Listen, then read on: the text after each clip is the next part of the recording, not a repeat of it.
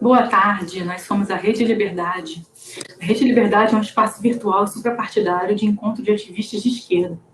Nosso convidado de hoje é o policial militar Martel Del Colle, que foi aposentado compulsoriamente da PM do Paraná aos 29 anos por se manifestar publicamente contra o Bolsonaro. Boa tarde, Martel. Boa tarde a todos que estão nos acompanhando. Martel, conta pra gente o que aconteceu. Como é que foi essa acusação? O que você argumentou na sua defesa? A tramitação? Se já tem alguma decisão? Certo. Sempre que eu conto essa história, ela acaba sendo um pouco diferente, não porque eu conto ela diferente, mas é porque são tantos detalhes que cada vez a gente vai lembrando de algumas coisas, assim. Mas a história, ela começa muito antes da eleição do Bolsonaro, mas ela se intensifica muito próximo, assim, né? Enfim, eu comecei a ter algumas dificuldades, vamos colocar assim, em alguns lugares que eu estava trabalhando, por tentar ter uma visão um pouco diferente daquilo que talvez se espere como padrão, assim, né? E aí, em algumas situações em que eu achei que pessoas poderiam ser prejudicadas ou que alguém estava sendo tratado de uma maneira não humana, não digna, eu acabava me colocando numa posição de tentar não deixar aquilo acontecer. E isso acabou gerando um desgaste, de certa forma. Eu acabei sendo transferido, enfim, acabei tendo que trabalhar de uma maneira muito desgastante. E aí na época, eu tinha algumas páginas bastante ativas, como o Facebook, por exemplo, então eu divulgava bastante coisa, fazia vídeo, texto e tal. E quando estava chegando a época da eleição do Bolsonaro, assim, foi uma coisa um pouco surreal para mim, acho que para muita gente, porque quando a gente começou a eleição, Bolsonaro era meio que uma piada, assim, era uma coisa meio tipo, é tipo o Cabo Daciolo para todo mundo hoje, sei lá, o Tiririca, né, enfim, é uma coisa tipo, é uma piada, esse cara tá tentando ser né, sendo candidato a presidente, é a veia humorística da eleição, assim. Da eleição. E aí ele chegou ao segundo turno e foi uma coisa meio assustadora, assim. E aí eu e muitas outras pessoas estavam muito, né, consternados sobre isso. E aí surgiu uma oportunidade no canal Justificando, que é uma página, né, na internet também, tem canal no YouTube e tal. E eles estavam fazendo um movimento que era várias profissões dizendo por que eles afirmavam que eles não votariam no Bolsonaro, né? Então era ele não porque eu sou professor, ele não porque eu sou advogado, ele não porque eu sou juiz, enfim. E surgiu a oportunidade de fazer o ele não porque eu sou policial. Né? E só que para muitas pessoas talvez fosse esse ele não fosse só uma situação da eleição, mas para mim era muito mais do que isso. Já tinha uma história por trás, uma história de um cansaço por ver uma instituição que estava namorando esse bolsonarismo, né? E que estava muito alinhada com o Bolsonaro, né? Muito alinhado na ideologia bolsonarista. Os policiais diversas vezes, né, vinham me relatar assim que, né, meu comandante, enfim, veio falar que já é melhor ir se acostumando e tal, assim, coisas que não deveriam acontecer dentro de um quartel, né? Que não é o ambiente, mas que estavam sendo meio que empurrados, assim, porque era Bolsonaro agora e não tem conversa, assim. Então, o meu texto ele acabou sendo um texto que ele traz críticas à polícia por esse apoio ao Bolsonaro, por uma visão acrítica da polícia que se coloca como um órgão que é vítima de uma sociedade que não a reconhece e que não comete erros. Então, é uma polícia que não aceita olhar os seus próprios erros. E é uma polícia que está apoiando o Bolsonaro, tanto que até hoje uma das grandes forças do bolsonarismo são as forças policiais, e o Bolsonaro por ser um incompetente. Então, eu fiz um texto juntando esses três fatores, e quando esse texto saiu, como eu escrevi num momento assim de razoável emoção, eu não imaginava o impacto que teria. E no outro dia eu acordei já com mensagem no meu celular falando, o texto alcançou, né, uma repercussão meio grande na polícia e tal. Em pouquíssimo tempo eu fui chamado na corregedoria da polícia, cheguei lá, eles meio que não sabiam por que eu estava lá, assim, foi uma coisa meio estranha, assim, ficou uma coisa meio desconfortável e tal. Mas daí depois disso, passou 2 semanas, eu acho, eu fui transferido de unidade. Os códigos da polícia, eles proíbem que alguém seja transferido como forma de punição, então você só pode ser transferido por necessidade. Que foi exatamente o que aconteceu, né? Mas eles me transferiram justamente para me prejudicar, assim, né? Então, e aí foi engraçado, porque eu fui para vários oficiais, assim, que, né, falei, é uma perseguição. Os caras, não é, e tal. Muitos caras que falaram que eu feri o decoro da classe, a honra, a ética, a dignidade da polícia, né? Não tô vendo nada de legal aí. Um, pelo menos, teve a coragem de falar na minha cara, falou, mas você esperava o quê depois de escrever esse texto, né? O resto, não teve nem coragem de dizer isso, né? Fingia que nada estava acontecendo. Então, foi transferido, daí isso... eu comecei a lidar com uma depressão um pouco antes disso, já devido às coisas que estavam acontecendo, aí piorou tudo, né? Eu me senti muito traído pela corporação, pelas coisas que aconteceram, acabei ficando internado.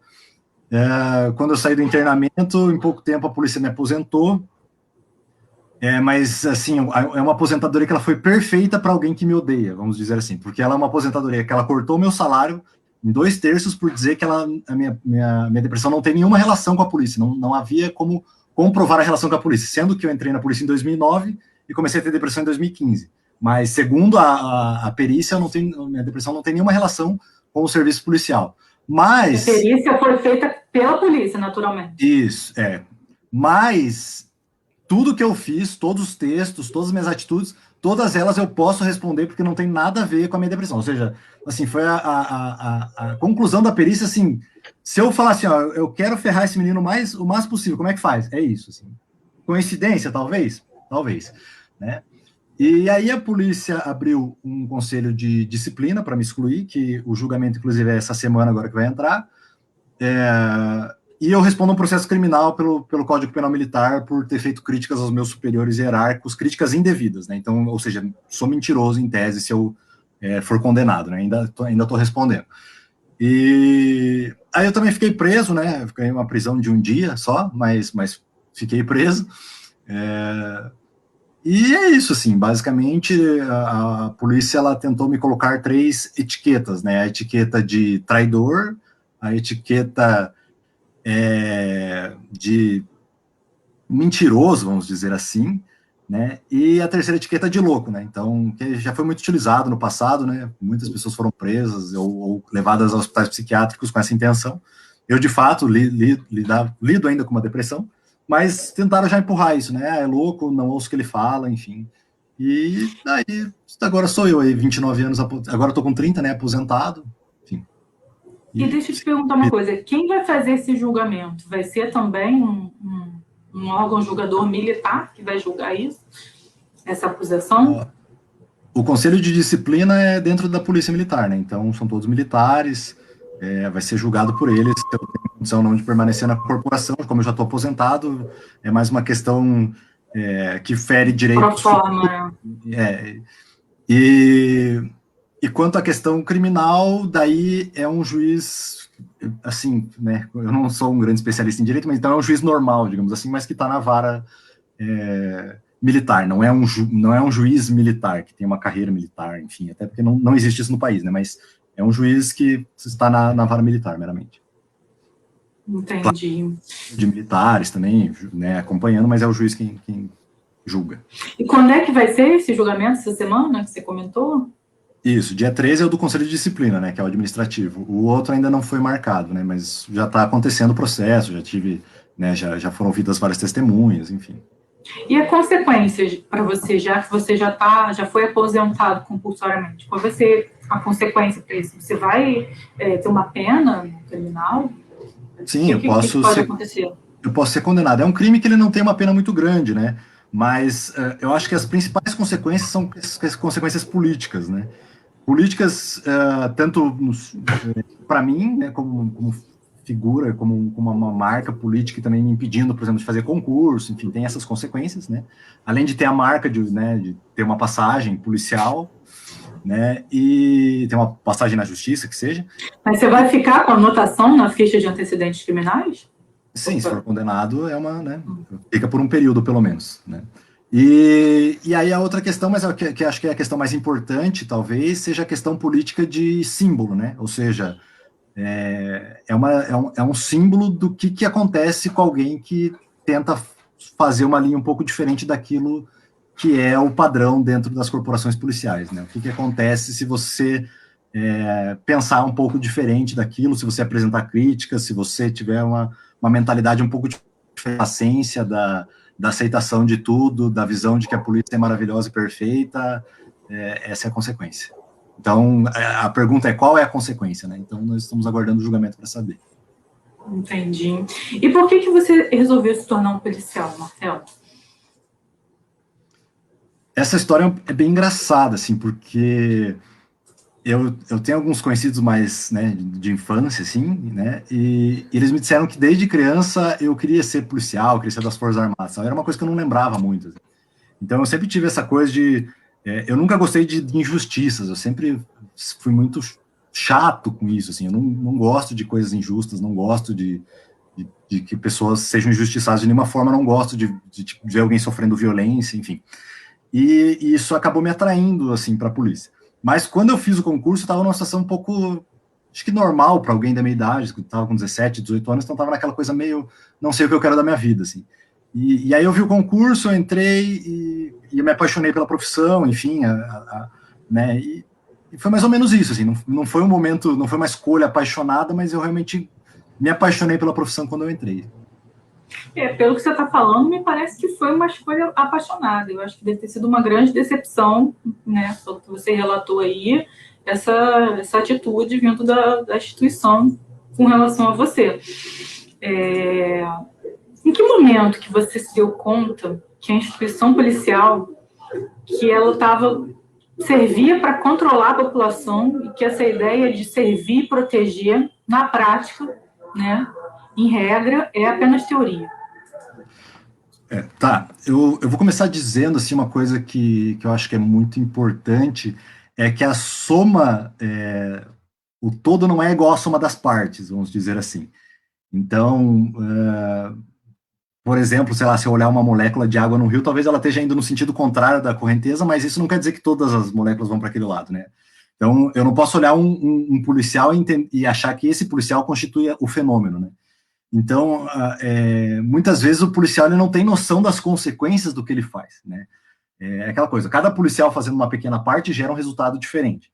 Então, o que acontece é que, de fato, as polícias no Brasil já têm uma história de controle social e, hoje em dia, servem ainda a esse controle social. Mesmo que o policial que esteja lá fazendo não perceba isso, mesmo que ele esteja lá e pense que ele não está servindo a isso, que ele está, enfim, fazendo a parte dele de uma forma que não tem conexão com esse controle social. A fala da polícia é uma fala de proteção, enfim, de serviço de segurança. Mas até já puxando o gancho com a operação que teve agora em Jacarezinho, que segurança que foi garantida para as pessoas que estão lá, que sensação de segurança, que paz que foi trazida para as pessoas que não estavam envolvidas com a operação, mas que moram naquele local, que vivem naquele local. Quantas crianças foram traumatizadas naquele dia? Quantas pessoas vão ter sua vida impactada para sempre por uma atitude da polícia? Então, aí não está a segurança pública como fator principal, né? O que está é o controle social, é justamente o impedimento e o controle de algumas ações, né? E isso não é nem escondido, porque, por exemplo, a doutrina de guerra às drogas, ela vem principalmente ali no governo Nixon-Reagan, e há documentos deles, enfim, relatos, né, documentados de assessores dizendo a gente precisa criar guerra às drogas justamente para afetar algumas minorias, porque a gente não pode ser racista abertamente, mas assim a gente consegue ser racista. Então, e essa ideologia foi trazida de lá para o Brasil, e a polícia abraçou, né, e é a razão pela qual eles entraram agora nessa favela, foi supostamente um aliciamento de menores. Então, assim, o controle social ele acaba sendo a função mesmo que o policial não perceba, ele está sendo usado para isso, mesmo que ele ache que não, né? E a ficha, para mim, ela começou a cair, porque eu sempre tive algumas coisas por princípio. Então, uma coisa que eu tenho por princípio é que eu não sou um gênio e que eu posso estar errado. Então, eu tenho que estar sempre aprendendo, eu tenho que estar sempre buscando conhecimento. Eu tenho de ouvir o que as pessoas falam, não necessariamente para dizer que elas estão certas, mas para ver, para, enfim, levar em consideração o que elas estão falando. E eu ouvir o outro lado, né? É o mínimo. Eu sempre fiz isso, e até tem um caso muito engraçado, porque na escola você, tipo, passou de ano, você vira superior ao ano anterior, assim. E aí eu fui trabalhar com um menino tempos depois, que ele era um ano mais novo que eu, então eu fui comandante dele por alguns períodos. E ele falou assim, uma coisa que marcou a estadia dele na academia, foi que um dia eu falei assim, pessoal, eu preparei uma instrução para vocês querem participar? E eles responderam não. E eu falei, tudo bem, então podem, né, seguir suas rotinas. E eles ficaram assustados, porque geralmente essas perguntas eram só retóricas. Ou seja, você perguntava, você quer? Mas se o policial falasse que não, era... Você só falou que não, enfim. Né, vai ser pior agora, inclusive, vou fazer 2 vezes mais. E eu não fiz isso, ele marcou a história dele, isso porque não era o padrão. Então, eu nunca tive essa visão de que o policial tem que ser essa coisa, enfim, né, tem que, meu subordinado tem que viver de uma maneira aterrorizada e humilhante, porque eu sou o chefe dele, eu tenho direito a gritar com ele e tal. Então, eu acho que isso, na minha vida na corporação, acabou me levando a sempre estar aberto a perguntar, a questionar e tal. E acho que durante o trabalho, durante a formação, eu fui questionando as coisas, assim. E por mais que alguns considerem que, ele bateu de frente, para mim, eu não bati de frente com ninguém, assim, para mim, só chegou em alguns momentos que haviam coisas que eu considerava que estavam fora da lei, ou que eram coisas que não iam afetar a população de maneira positiva, e eu ia lá e dizia, eu acho que não é Você correto. queria respostas, né? Sim. E, por exemplo, às vezes você, digamos assim, há uma área em que há vasto estudo sobre um tema dizendo que tal abordagem não seria melhor para a população. E aí eu trazia essa informação, quando era falado, vamos fazer dessa forma. Eu falava, eu acho que dessa forma não funciona, já tem dados robustos mostrando que não funciona, né? Inclusive isso pode prejudicar algumas pessoas, eu acho melhor fazer de outra forma. Né? E sempre que eu podia, eu fazia dessa forma. E foi isso que me trouxe a situação em que eu estava, né? E o meu texto, é claro, é um texto bastante energético, vamos colocar assim, porque justamente era uma angústia muito grande, né? Era um cansaço muito grande. Não, sem dúvida foi um processo bem doloroso para você, né? Chegar até esse ponto de escrever. Eu acho que para ilustrar assim, o que aconteceu foi mais ou menos como se você tivesse um irmão, né? E vocês tivessem algumas rusgas, né? Ou como diria o Sérgio Moro, rugas, com alguém. E você, depois de algum tempo, você desabafasse, né, com essa pessoa. Você dissesse, eu tenho esses problemas com você. Então foi isso mais ou menos que eu fiz com a polícia. Foi como se chegasse um momento e falasse, esses problemas eu não aguento mais, a gente precisa resolver. E a atitude madura de uma pessoa numa discussão dessa seria, opa, que bom que você se abriu, vamos tentar resolver. E a atitude da polícia foi uma atitude diferente, foi a atitude de, você se abriu, então agora eu não quero mais falar com você porque você se abriu. Então foi uma atitude, na minha visão, imatura. E essa analogia que você fez é perfeita, né? Que é de um irmão que você tem afeto, que você tenta, você se expõe, inclusive, porque você queria resolver o retorno foi esse. Só complementando, você comentou aquele negócio do Reagan, dessa questão da política de drogas, essa perseguição. Tem um documentário na Netflix chamado 13ª Emenda. Não sei se você já assistiu, quem estiver nos assistindo também, fica a dica, que fala exatamente isso. A Angela Davis comenta, é um documentário muito rico, muito interessante, fica a dica aí para quem quiser entender isso, né, mais aprofundado, de forma mais aprofundada que o Martel falou. Pode falar, Martel, o que você ia falar? Só eu queria complementar isso que você falou do afeto entre um irmão, porque o que assim, enfim, nós estamos na era da fake news, né, e obviamente bolsonaristas, né, eles estão envoltos em fake news, né, então muita coisa foi falada também da minha situação, do que eu fiz e tal, muita gente nem sabe o que aconteceu, mas, é um inimigo da polícia. E eu posso dizer que ninguém se prejudicou mais que eu, durante tudo que eu fiz, assim. Em muitas situações, eu era aspirante oficial da polícia, então a minha carreira seria muito confortável na polícia, né, e eu teria muito pouco problema, né, eu poderia ter visto coisas que eu vi e não ter feito nada, assim. Então, assim, eu não ganhei nada, não tive uma vantagem por isso, mas são coisas que para mim são inaceitáveis, assim, eu acho que não dá para você desrespeitar uma pessoa só porque ela é um soldado. Você tem de pensar na qualidade de vida dele, tem que pensar no contato dele com a família dele, você tem de respeitar a opinião dele, enfim, são coisas que, e muitas vezes eu lutei por coisas assim, que não me trariam vantagens, porque não era falando de mim, né, ou me defendendo, mas que para mim é inaceitável, porque eu acho que o policial é isso, o policial o oficial, principalmente, a função dele é cuidar do seu soldado, e não transformar ele num ser que só sofre, ou que não tem sentimentos, né, ou fazer ele ter mais conflitos com a sua família, ou transformar a vida dele numa vida mais difícil só porque eu posso. Então, foram essas coisas que aconteceram, assim, são coisas... Desumanizar, né? Essa prática desumanizando. Sim, e para mim não era aceitável, então quando eu via que não era uma coisa que não era aceitável, eu dizia, e foi isso que me trouxe até aqui. Ô, Martel, e como é que surgiu esse movimento de policiais antifascismo?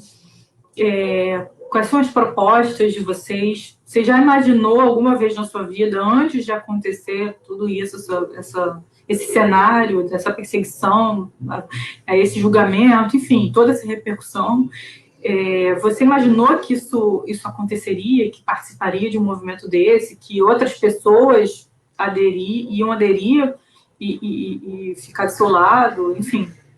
Não, sim. Muita coisa aconteceu depois, né? Eu acabei até virando coordenador aqui no Paraná do Movimento Policial Antifascismo durante um tempo, hoje em dia eu não sou mais, mas, assim, foi muito intenso porque quanto mais eu ia conhecendo várias áreas e tal, eu procurava me aproximar de pessoas que estavam indo na mesma linha. Então, por exemplo, né, o que eu quero é melhor para a sociedade, por isso eu virei policial. Então, pô, né, esse grupo, esse movimento, essa associação, ela tá com pautas que ajudam, né, a nossa sociedade a ser melhor, e eu tentava me aproximar, assim.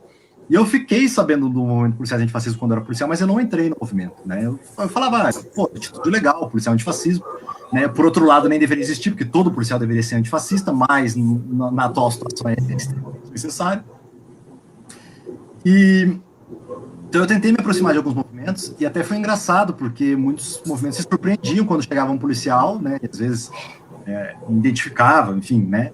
Ali como policial e tal, e eles ficavam meio, tipo, até desconfiados às vezes, achando que, sei lá, eu queria investigá-los e tal, porque eu chegava e falava, não, eu acho legal o de vocês e gostaria enfim, de conhecer e tal, de que a gente pudesse fazer uma parceria, que eu, né, enfim, os policiais também precisam saber um pouco mais sobre a questão do racismo no país, sobre LGBT e fobia e tal, então eu trazia esses movimentos, né, tentava aproximar esses movimentos. E aí, depois que tudo isso aconteceu, depois, né, do texto, depois do internamento no hospital psiquiátrico, tudo, alguns membros do movimento policiais antifascismo dos estados vieram entrar em contato comigo, perguntando se eu queria participar e tal, e daí eu aceitei a participação. Assim. E o movimento, ele já é um pouco mais antigo do que eu, dentro do movimento. Ele começou com uma conexão com o movimento americano, daí acabou essa conexão se rompendo, e aí surgiu o movimento policiais antifascismo.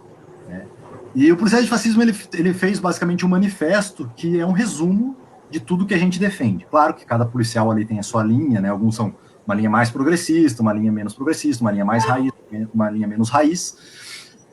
Para não falar radical, porque radical às vezes tem várias identificações. As conotações, né? Mas basicamente é um movimento que a gente defende algumas ideias que a gente considera importantes, olhando tanto os resultados da polícia nacionalmente, como olhando os resultados de polícias em todo o planeta, né? Então, a gente tem uma ideia de uma redução dessa ideia de castas tão forte que tem na polícia. Há polícias lá fora que tem também essa divisão de duas classes, né? Aqui nós temos, no caso da Polícia Civil, delegado e o agente, e na Polícia Militar a gente tem oficial e praça. Mas essas divisões, elas acabam sendo muito pesadas, principalmente na Polícia Militar, assim, acaba sendo uma coisa que às vezes acaba definindo até uma questão humanitária, vamos dizer assim. Né? Há uma visão de alguns oficiais que eles são seres humanos superiores ao soldado, assim, em que o soldado não merece as mesmas condições de dignidade que o oficial merece. Não são todos os oficiais, claro, mas há ainda isso na polícia. E só de haver isso já é um absurdo. Qualquer pessoa que pense assim já é um absurdo. Né? Então, há essa tentativa de uma diminuição dessa distância, né? Em algumas ideias, como, por exemplo, talvez carreira única, talvez concurso, enfim. A ideia, no momento principal, seria a carreira única, né? Também tem uma ideia de regulamentação do uso de todas as drogas, né? Principalmente pela cultura de estudos que há dentro do movimento, que percebe essa ideologia de controle social, que vem principalmente dessa ideia americana de controle durante uma Guerra Fria, um marcatismo e tal, e tudo isso servindo realmente a um controle social. Então a gente entende que a regulamentação de drogas, ela tem essa função de fazer a polícia começar a fazer o que ela realmente deve fazer, que não é ficar perseguindo droga, e sim cuidar da qualidade de vida da população na sua função, que é a função de segurança, e também pensando no usuário de droga como alguém que é um ser humano, que precisa de atendimento, precisa de um tratamento médico e tal. Então a gente também trabalha nessa área, enfim, o nosso manifesto ele é bem completo, ele está bem fácil de entender na internet para ver todas as nossas pautas, e também a gente trabalha em algumas pautas que surgem, como por exemplo essa questão de armar a população, né? A gente mostra que há muitos estudos mostrando que mais armamento não é igual a mais segurança. Então, há lugares que tem bastante armamento e que são mais seguros que outros? Mas em nenhum lugar do mundo o aumento do armamento aumentou a segurança. Portanto, essa ideia bolsonarista também é uma ideia sem sentido. Igual a pena de morte também, né? Tem um monte de estado americano abolindo, porque não significa redução do crime, né? Estatisticamente, matematicamente provado. E o que eu penso é o seguinte, o Estado, na minha opinião particular, eu posso pensar o que eu quiser, que armas é melhor, que eu fazer operação é bom, enfim, eu posso pensar o que eu quiser como cidadão. Mas como Estado, o Estado não tem o direito de gastar o dinheiro do servidor público em coisa inútil. Né? Então, por exemplo, é que nem a cloroquina, né, que acho que está mais fácil de explicar. Eu, particularmente, se eu quiser tomar cloroquina, não posso ser impedido, né? A não ser que o remédio seja controlado e tal, mas se tiver livre na farmácia, eu lá compro e tomo. Mas eu, como Estado, eu não tenho o direito de oferecer para as pessoas um medicamento que não funciona só porque eu acho legal, porque eu gosto, porque o meu presidente acha bonito. Isso é improbidade administrativa e quem fez vai responder. E nem incentivar uma loucura dessa, né? Exatamente. Então, isso é improbidade administrativa, e principalmente o Bolsonaro, por ter sido funcionário público, por ter sido do Exército, ele deveria saber disso se ele tivesse estudado. Então, essa é a questão básica, né? Existem dois mundos. O mundo de eu achar que a arma é bonita ou não, o problema é meu. Mas como Estado, se eu vou fazer uma política dessa, eu tenho que ver, porque o recurso é escasso. Então, eu não posso gastar no que eu acho. Eu tenho que estudar antes de fazer. Essa era outra briga que eu tinha na polícia. Eu não acho que deixa eu te perguntar. Pode falar, pode terminar. Eu não acho que você possa, eu vou fazer uma operação aqui nesse bairro. Por quê? Porque eu acho legal. Isso, para mim, é um absurdo. Tem que falar, baseado em quais estudos você acha que gastar dinheiro, recurso público, fazendo uma operação vai funcionar? Quantos estudos você está se baseando nisso? Em qual referência? Qual polícia está usando referência? Né? Então, são coisas que é simples. Eu não sei se eu talvez esteja muito errado, mas são coisas que, para mim, são absurdo você gastar dinheiro público dessa forma. E você tá comentando isso, eu nem tinha pensado nisso para comentar, mas eu estou lembrando de uma parte do Tropa de Elite, que o rapaz faz um estudo, tem um maior trabalhão, aqui tem mais assaltos, ele monta uma planilha, um perímetro, para onde deveriam ficar as patrulhas, porque ia reduzir, porque os crimes acontecem às vezes na mesma localidade, né? Tem muito isso. Eu estava até num grupo uma vez da Grande Tijuca, um bairro aqui do Rio, que tem bastante assalto, tem histórico de violência, e às vezes a gente recebia relatos, assaltos diários na mesma rua, entendeu? Então fazia muito sentido o que o rapaz fazia, e foi tipo ignorado pelo chefe dele, pelo comandante, porque eu estava interessado em outras coisas, não estava interessado em uma efetivação do serviço. Mas o que eu ia te perguntar é se vocês têm pauta de desmilitarização da relação política para essa questão trabalhista. Eu queria saber se também é uma das pautas do movimento. A gente pode conectar essas duas já, porque também são duas bandeiras do movimento, né? Uma é a desmilitarização e a outra é o reconhecimento do policial como trabalhador, né? A desmilitarização, a gente entende, primeiro, que a função militar não é a função de segurança pública. Né? A função militar ela é bem clara, né? Ela é uma função que foi construída durante toda a história e que é uma função de segurança externa, ou seja, a ideia de proteger contra uma nação inimiga e tal. Isso é para isso que serve o militar. Por quê? Porque o militar ele tem, de fato, durante principalmente sua ação, uma redução dos seus direitos, né? Mas é um sacrifício em nome da manutenção dos direitos da sua população, né? Então, é uma situação bastante particular. É por isso que o Exército é uma força armada, né, enfim, aeronáutica, enfim, e são usados para uma função bastante particular, e a pessoa que é um militar dessas forças armadas, ela tem que ter várias características que diferenciam ela da população. Por exemplo, o envolvimento na política é uma coisa que um militar do Exército, sendo funcionário, não deve fazer. Né? Aliás, isso a gente pode estender até a outros funcionários, mas principalmente do Exército. Porque a função dele é justamente essa ideia de ter uma certa neutralidade. Uma ideia de pátria, né? Que deveria ser na pátria. Exatamente. Independente da gestão. Então, por exemplo, você ter um militar do Exército falando que ele é a favor de um partido ou de um político é um absurdo, porque como é que ele vai defender a pátria dele quando outro partido tiver poder daí? Eu vou ter que fazer um novo exército, fazer um exército Por exemplo, se o PT ganhar a próxima eleição, eu vou ter que fazer o exército do PT daí. Porque General Mourão, Heleno, todos o Pazuello que está na ativa. Então, assim, é um absurdo. Nós estamos vivendo um momento totalmente insano no país. Mas a militarização, ela serve a isso. E, inclusive, quando a gente surge a polícia moderna, principalmente pós-guerra, que dá uma nova concepção de democracia, uma luta por um mundo diferente depois de um trauma muito grande, né, a gente começa a ter essa separação mais intensa da polícia e das Forças Armadas, e tal, uma nova concepção de polícia, uma polícia garantidora de direitos, né? E uma polícia garantidora de direitos, ela tem algumas características diferentes. A primeira é que ela tem que ter o policial que tem direitos, né? Então, eu costumo falar que você não dá o que você não tem. Então, se eu não te trato com respeito, é difícil que você vai tratar as outras pessoas com respeito. Se você não tem direito à sua dignidade básica, ao seu respeito, ao seu contato com a sua família, é difícil que você vai entender a importância disso para os outros. Então, o nosso militarismo ele já tem essas questões, né, de desumanização, ele é muito problemático nesse sentido, ele tem muito essa cultura do caveira, que a gente pode até falar depois, se der tempo, mas que não são coisas positivas, que não trazem a ideia de segurança pública que a gente quer, que é essa ideia de um policial que se importa com a sua população, um policial que garante direitos, não um policial que faz controle, que mata bandidos ou que prende bandidos, que prende drogas. Isso não é função de segurança pública. E nós estamos vivendo um momento tão insano que eu falar isso parece errado, mas não, essa não é a função da polícia. A função da polícia não é ficar prendendo. A função da polícia é garantir a qualidade de vida das pessoas na parte dela, que é a segurança pública, né?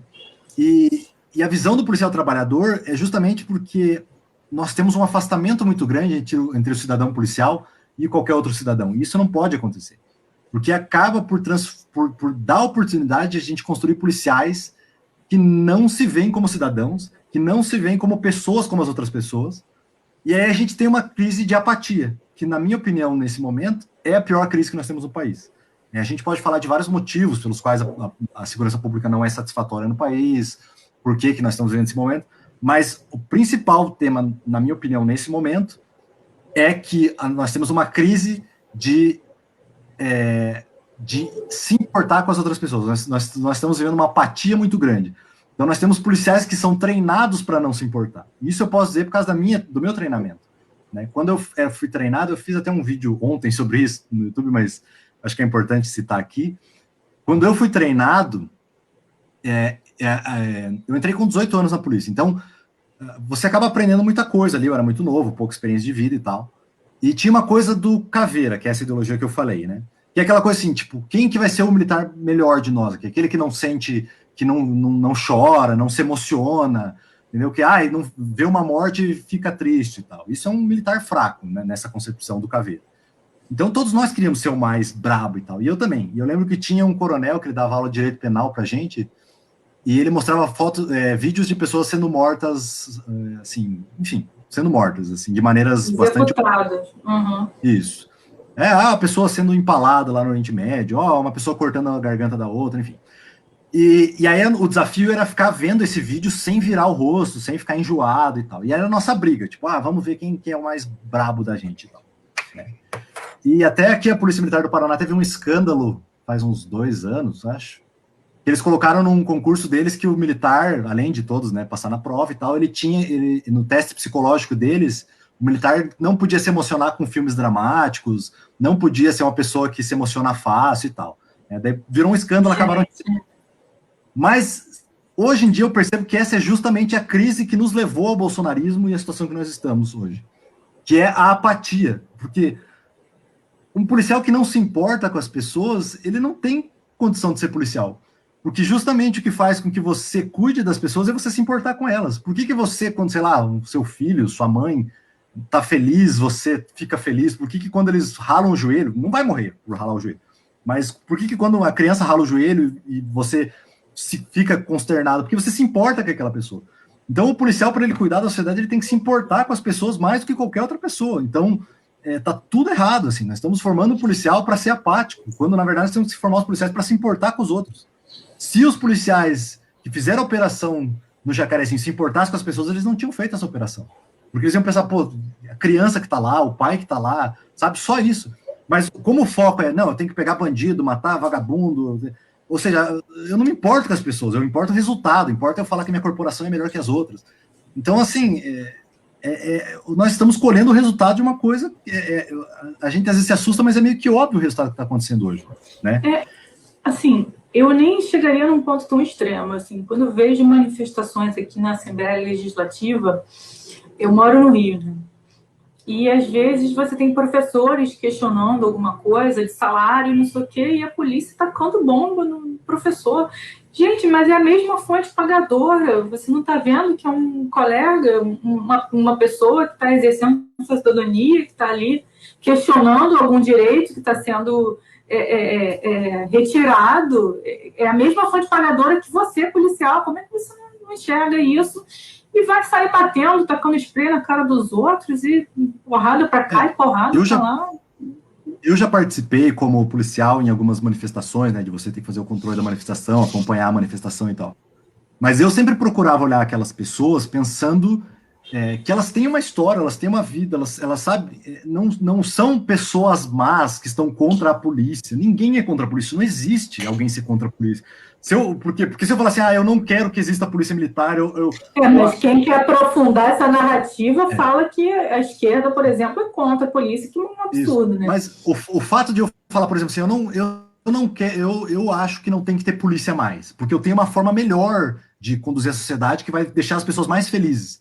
Eu, como policial, se alguém me falasse isso, eu ia falar, que ótimo, porque o que eu quero é a felicidade da população, eu não estou aqui para defender a corporação. A corporação está aqui para defender as pessoas. Então, se você tiver uma solução melhor do que a que eu estou apresentando, meu Deus do céu, o que eu mais quero é que você me fale essa ideia. Então, ninguém é contra a polícia, né? Essa é a questão. A polícia não é uma corporação à parte. A polícia tem uma função dentro do Estado. Se ela é a melhor forma de cumprir essa função, então você é bem-vindo. Se tiver outra melhor, eu, como policial, eu vou dizer muito bem, sabe? Legal que você apresentou algo melhor. Então, e nada impede que a coisa possa se aprimorar e se adequar à população. Então, quando alguém fala que é contra a polícia, ou seja, eu quero o fim da polícia militar, ela está dizendo que ela quer o fim da estrutura do jeito que está. Se você apresentar uma estrutura de polícia militar melhor, também eu garanto que essa pessoa também vai querer, né? E uma coisa muito interessante dessa operação, ela me lembrou uma operação que eu fiquei sabendo faz uns 4 anos, que aconteceu no Rio de Janeiro também, ironicamente. Eu conheço um policial federal, não vou identificar ele, por razões de segurança, mas ele foi designado para uma equipe para prender um traficante no Rio de Janeiro. E era um traficante bastante perigoso, ele morava numa comunidade em que a polícia não tinha acesso, e que ele estava sempre, né, resguardado com muito armamento, ou seja, estava sempre ali com segurança, com fuzil e tal. Então, assim, prender ele era, com certeza, ia dar um confronto armado, ia acontecer uma coisa muito parecida com um Jacarezinho. Só que a equipe da Polícia Federal que fez esse negócio era uma equipe que, diferentemente do que aconteceu agora, ela planejou pensando na população, pensando naquela comunidade. E aí o que eles falaram? Se a gente fizer o confronto, vai dar muito problema para a comunidade. Então, vamos fazer diferente, vamos investigar. Eles passaram um bom tempo investigando. Gente, a frase é uma coisa óbvia que você está falando, mas para algumas pessoas é um absurdo, né? Vamos fazer diferente, investigar, sendo que o investigar deveria ser o óbvio, né? Daí eles passaram alguns dias investigando esse traficante e descobriram que na rotina desse traficante, ele praticamente vivia nessa comunidade, mas ele gostava de vez em quando, na rotina dele, sair tomar café fora da comunidade dele. Ele era meio que uma coisa, assim, ele gostava de ter um momento no qual ninguém soubesse quem ele era. Então ele ia meio que disfarçado até essa panificadora, essa lanchonete, comia ali, tomava um café e ia embora. Era um momento que ele tinha de meio que dar uma fugida daquela realidade dele. Eles descobriram isso, e aí foram até, esperaram ele nesse café num desses dias e prenderam ele dentro desse café. O número de mortes dessa operação foi 0, o número de tiros foi 0, e a reação dele foi levantar e ser preso, desse traficante. Então, assim, eles fizeram isso por quê? Porque tiveram mais inteligência que a operação? Sim. Tiveram mais raciocínio? Sim. Mas, para mim, o fator principal eles se importavam com as pessoas daquela comunidade. Não, e isso sim é uma operação de inteligência, né, gente? Porque essa do Jacarezinho foi uma operação de burrice, né? Sim, e eu acho que, como eu falei, o principal fator para mim é esse, você se importar com as pessoas. Porque se você acha que as pessoas que estão lá naquela comunidade, tudo vagabundo, tudo pobre, dane-se, aí você faz uma operação dessa. Mas se você pensa lá, não, são pessoas que têm vidas, que são importantes, então eu não vou fazer isso. Não vale a pena. Você não acha, Marcelo, que tem muita gente que tem medo de receber uma ordem e se colocar contra? Você não acha que também tem gente que vai, tipo assim, ai meu Deus, Olha que ordem Sim, absurda, e sim. vou ter que cumprir. Podemos falar disso, porque eu também vivi isso um pouco, né? Mas, porque, claro, o soldado que tá lá na ponta, ele não tem o direito a escolher isso, né? Ele tem o direito a escolher como é que ele vai fazer lá, né? Tipo, eu vou atirar ou não, vou, enfim, né? Mas quem define essas políticas tem alguém por cima que geralmente faz. Mas eu acredito que cada um de nós tem poder suficiente para algumas delimitações ali, para, né? Eu me lembro uma vez que eu estava numa operação, fazendo o controle de uma manifestação, e chegou um superior meu, um major, mandando eu tirar folheto da mão das pessoas e não deixar certas pessoas entrarem, assim, baseado em lei nenhuma. E eu não fiz, né? E eu podia ter sido preso, porque eu era militar e estava descumprindo a ordem do superior, mas eu falei, eu não vou fazer isso, que lei que está baseada essa ordem? Então, eu sei que para muitos policiais é difícil, porque a minha vida, é muito complicado viver do jeito que eu estou vivendo, né? Enfim, perdi boa parte do meu salário, moro com meus pais de novo e tal, mas o policial, ele sabe que dentro da profissão dele ele pode fazer algumas coisas. Se alguém te mandar fazer uma operação no Jacarezinho do jeito que fizeram, você talvez não possa não fazer, mas você pode fazer diferente. Você pode, Você pode não apertar um gatilho, né? Você pode ir... Eu não vou entrar na surdina para trocar tiro, eu vou avisar que eu estou entrando, né? Eu vou fazer diferente, eu vou abordar todo mundo no padrão, a primeira pessoa que eu abordar, eu vou tratar direito. Se eu ver alguma criança aqui, eu vou tentar tirar ela do local antes de seguir com a operação, porque ela pode ser vítima de uma bala perdida, eu vou agir de maneira diferente, né? Então, sim, os policiais eles sofrem muita pressão para agir dessa forma, né? E isso fica muito claro no movimento policiais antifascismo, porque nós temos muitos policiais militares no movimento, mas a maioria não se identifica, é isso que eu ia te perguntar não nos agora, autoriza a dizer que eles são do movimento. Se tinha uma resistência a participar por medo de perseguição dentro das corporações, porque eles usaram para servir de exemplo, né? Se isso acontecia, se você tinha conhecimento disso. Eu não sei, porque não sei se eu sou inconsequente ou se minha carga de medo é um pouco reduzida, mas eu sempre pensei, não tem essa ideia de, se eu acho errado, mas vai ficar ruim, deixa para lá, né? Mas eu entendo, né, que policiais que fazem isso. Mas muitos policiais, nossa senhora, assim, difícil citar, assim, difícil contar quantos já tiveram contato comigo e falaram, não, eu concordo 100% com o que o movimento faz, concordo com tudo que você escreveu, vivi coisas muito parecidas com o que você escreveu, vivi coisas piores, inclusive, mas eu não quero me identificar. Por quê? Porque eu não posso, porque eu sou a pessoa que gera a renda da minha família. Se aconteceu o que aconteceu com você, eu não tenho meus pais para voltar para casa, entendeu? Meu filho e minha filha morrer de fome, eu não tenho essa opção. Então eu compreendo tudo isso, né? Por isso que eu falo que a gente tem que agir dentro dos nossos limites. O Sartre, quando ele ficou preso pelo regime nazista, ele falou que ele nunca foi tão livre quanto quando ele estava preso, porque quando ele estava preso, era muito mais fácil para ele saber o que era certo e o que era errado e fazer aquilo. Então, eu não preciso necessariamente fazer o que eu fiz, ou seja, romper, escrever um texto, falar, não vou fazer, ou vai ser assim. Mas eu posso fazer o meu trabalho bem feito. Posso dar mais um exemplo de uma policial militar aqui do Paraná, que esses dias ela foi ter uma ocorrência na qual uma mulher tinha sido vítima, né, tinha, enfim, sido vítima de uma violência, e ela estava com um policial que não se importava tanto quanto ela com essa vítima. Então eles terminaram a ocorrência e essa moça não tinha como ir para a delegacia, eles levaram ela até a delegacia, e ela não tinha como voltar para casa também. E aí, por esse policial, eles tinham deixado ela na delegacia. Ela que se vire, vai andando para casa, pouco importa se ela mora 20 quilômetros daqui, ela que se vire. E a policial falou, não, nós vamos levar ela em casa, nós trouxemos, nós vamos levar ela. Por quê? Porque eu me importo com ela, me importa que ela chegue bem em casa. Então, são pequenas atitudes que o policial pode tomar, mas que fazem uma grande diferença, né? Faz uma grande diferença até mesmo no oficial tomar as decisões, porque ele vê que a sua tropa não está aceitando arbitrariedades mais. Eu acho que esse é o caminho. E deixa eu te perguntar, você já observou, você pode nos contar algum episódio, uma situação absurda, defendida por algum colega de farda bolsonarista, que você falou assim, cara, meu Deus, sem citar nomes, é claro, né?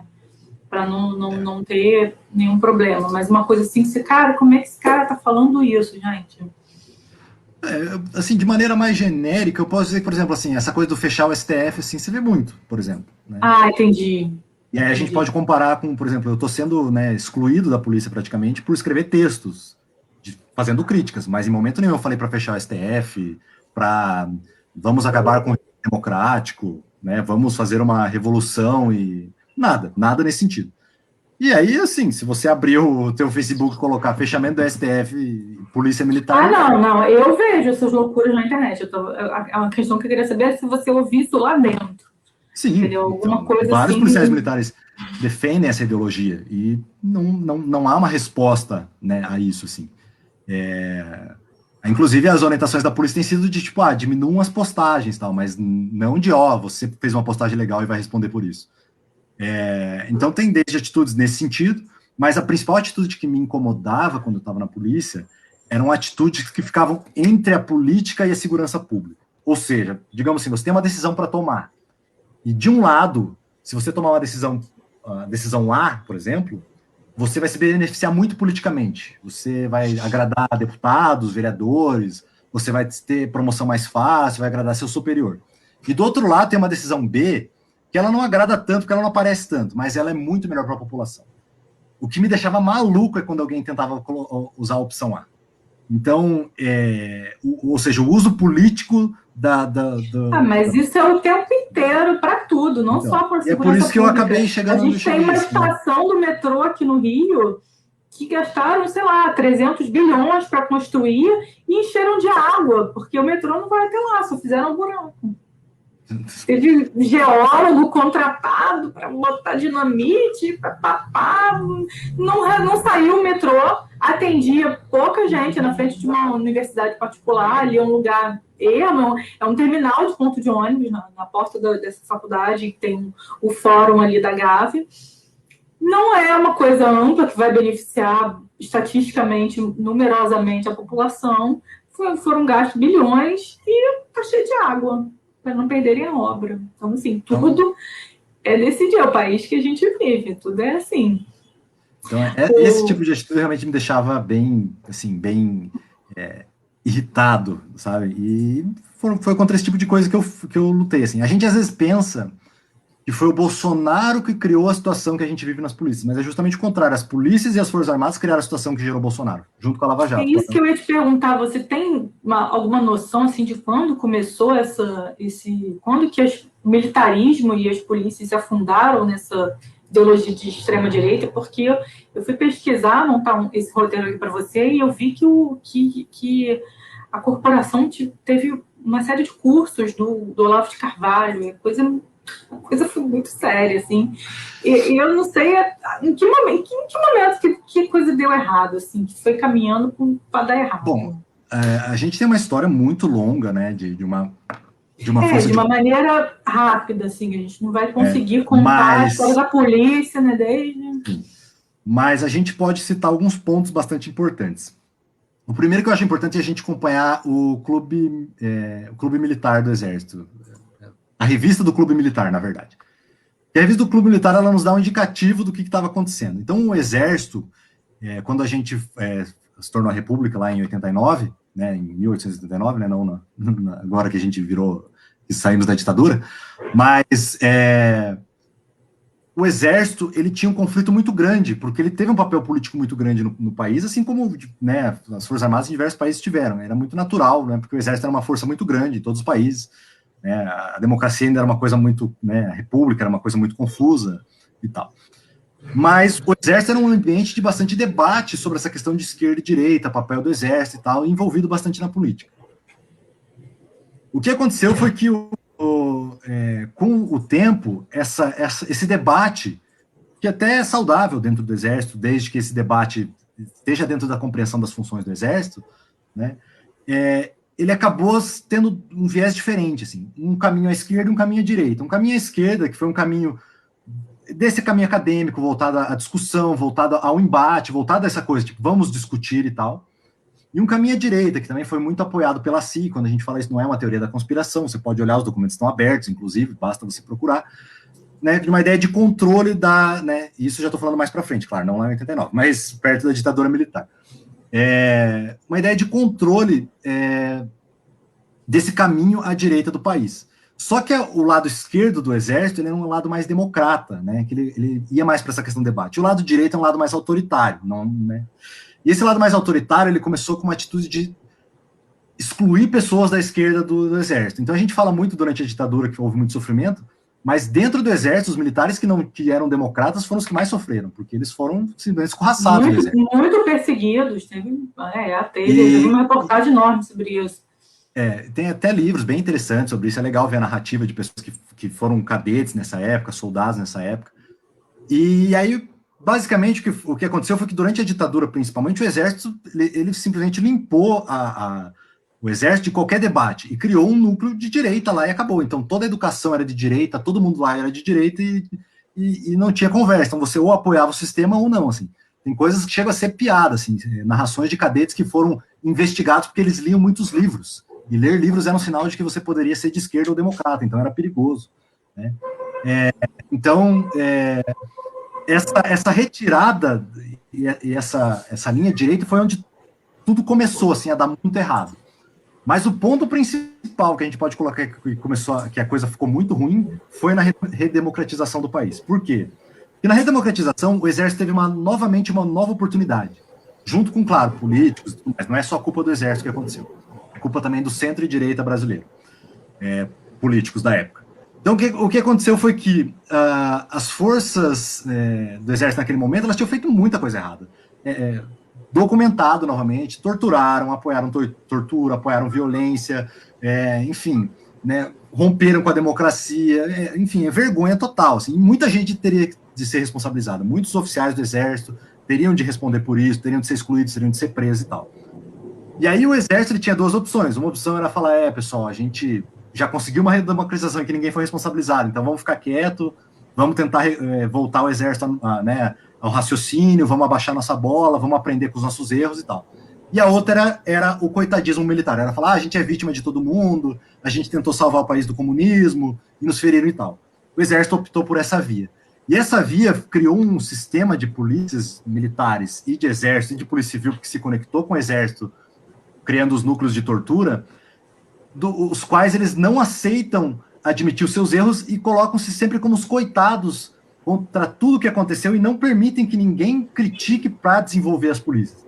Então, esse sistema de coitadismo, ele parecia inocente lá, mas ele trouxe uma tragédia que é a segurança pública hoje em dia. Porque nós temos polícias que são como crianças. Se você falar para elas que elas estão erradas, elas ficam birrentas, elas viram as costas para você. E isso que parecia muito inocente tem uma consequência trágica hoje em dia. Né? Porque essa não admissão fez com que o exército e a polícia militar eles não se abrissem para a discussão, eles se fechassem. Então, quando o Bolsonaro surgiu, o pessoal falou, meu Deus, olha as asneiras que eles falam, como que alguém apoia isso? E quando você vai ver nas Forças Armadas, o Mourão fala isso, o Heleno fala isso, vários oficiais das polícias militares falam isso. Então, o que aconteceu foi que as polícias militares e o exército, eles se esconderam nessa ideologia do coitadismo e mantiveram o mesmo argumento lá de 64, de que eles são as vítimas, de 88, na verdade, que eles são as vítimas, que eles salvaram o país do comunismo, que a esquerda quer destruir eles. E hoje em dia, quando você fala comunismo, chega...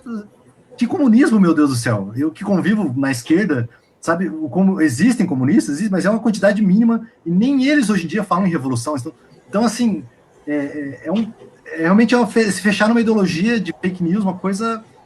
Tá aí o resultado, né? Infelizmente nós estamos vivendo... Mas você acha que, paralelo a esse coitadismo, que também essa lavagem cerebral de autoelogios, né, para ficar estimulando, não tocar na ferida, né? Eu acho que foi muito grave. E acho que a gente também tem uma parcela de culpa, entre aspas, porque a gente não brigou para isso acontecer. Talvez fosse demorar mais a redemocratização, se a gente criasse um obstáculo efetivo, que exigisse uma punição efetiva, mas a coisa talvez não estivesse nesse ponto hoje em dia. A Beth Mendes, aquela atriz, esteve aqui na Rede Liberdade há um mês e meio, mais ou menos, e ela contou que ela chegou a ser deputada e ela estava numa viagem no governo Sarney e encontrava com um brilhante lustre ali na viagem, e o cara tinha torturado ela, ele tinha sido torturador dela, e ficava com risinhos. E assim, como assim o cara tá agindo como se nada tivesse acontecido, andando pela rua, vida que segue. Entendeu? Aquele Newton Cirqueira também foi um coronel, não sei de onde, deu voz de prisão para um repórter na frente de todo mundo, um cara arrogante, autoritário e deputado. Como E aí a gente assim? vê como as coisas estão erradas nas forças militares também, porque a força militar, ela tem como base a ideia do decoro, honra, dignidade, ou seja, honra não é só você andar com uma farda bonita, a honra é você fazer uma coisa, admitir e responder por ela. Então, se você é militar, general, coronel, você estava lá e torturou, e o teu país está dizendo que é errado, a tua responsabilidade é ser responsabilizado, enfim.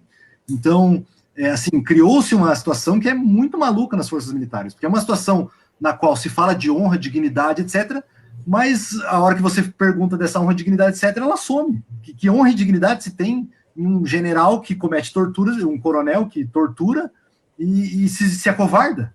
E depois fala que não sabe se fez e que não fez? Então, pelo menos diga, eu fiz, né? Então, assim, é uma Ou situação... filhos recebendo ordem, né? Sim, Não queria, mas, pelo mas, menos, né? mas responda pelo que você fez, né? Cavucar, tem que mexer na ferida para conseguir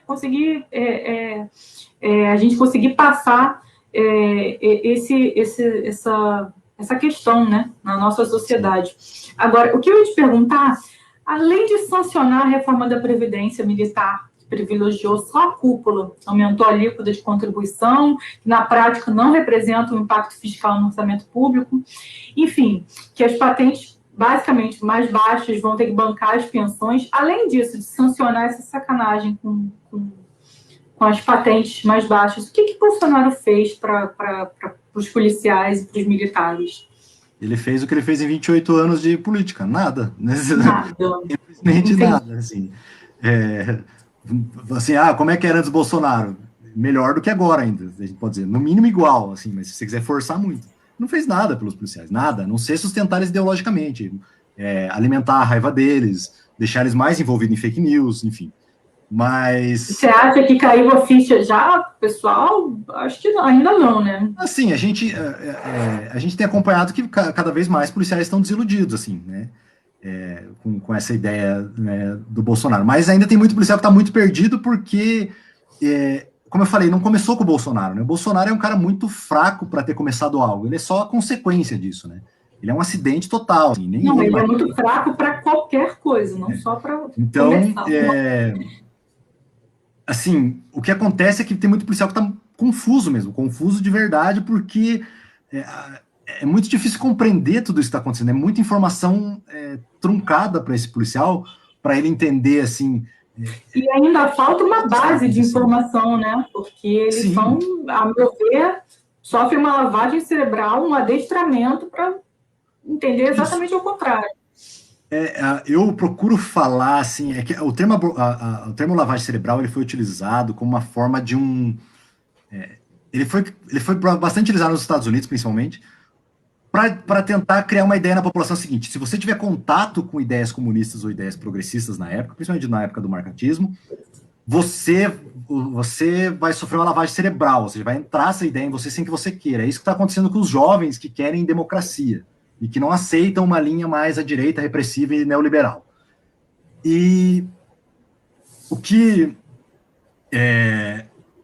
E, na verdade, isso é lavagem cerebral, né? A lavagem cerebral é você falar assim, nunca tenha contato com uma informação, porque a sua informação ela vai derreter o seu cérebro.